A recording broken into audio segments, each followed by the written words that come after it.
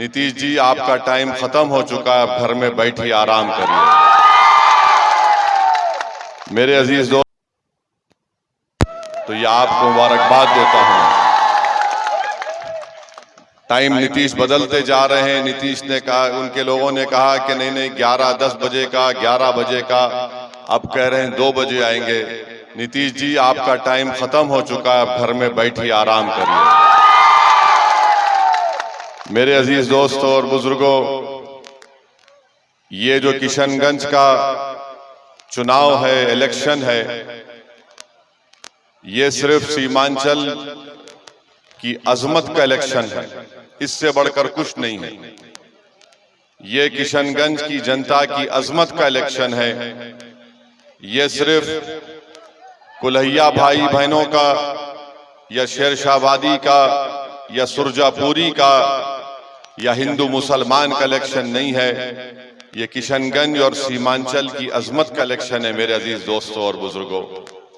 इसीलिए हम आपसे अपील करने आए हैं कि जिस शख्स ने, जिसको मजलिस इत्तेहादुल मुस्लिमीन ने अपना उम्मीदवार बनाकर पेश किया है, जिसने अपना तन मन धन सब कुछ सीमांचल के लिए और गरीब मजलूम के इंसाफ के लिए कुर्बान कर दिया, हम आपसे ये अपील करने आए हैं कि आप उस शख्स के हक में अपना वोट देकर आप सीमांचल की अजमत को बहाल करिए।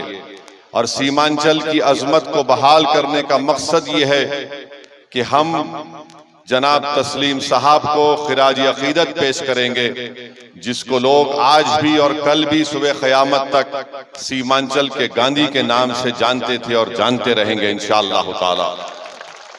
तो मेरी आप तमाम से गुजारिश है कि आप लोग 26 तारीख के दिन सुबह के अवलीन वक्त में अपने घर से निकलकर पोलिंग बूथ को जाइए और अपना एक एक वोट का इस्तेमाल पतंग छाप के निशान पर करके सीमांचल और किशनगंज की अजमत को बहाल करिए।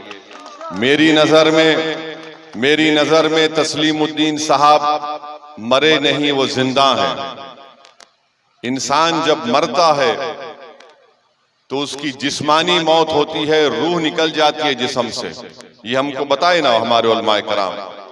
तो मेरा मानना यह है कि जिस शख्स ने इस सरजमीन पर बसने वालों की जिंदगी, उनके इंसाफ के लिए बहुत मेहनतें की, वो लोग कभी नहीं मरते, वो जिंदा रहते हैं।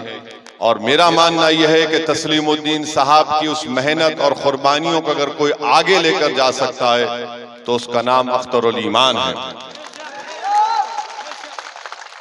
और तस्लीम, जहां पर तस्लीम साहब का जिक्र आया, हम आपको बताना चाहेंगे कि अरारिया विधानसभा से, अरारिया पार्लियामेंट की कॉन्स्टिट्यूएंसी से, वहां से उनका बेटा इलेक्शन लड़ रहा है। पिछले विधानसभा के चुनाव में कोई उनको टिकट नहीं दे रहा था। वो डायरेक्ट मुझे फोन किए, मुझसे बात किए। मैंने माजिद हुसैन से कहा कि जाकर मिलो उनसे,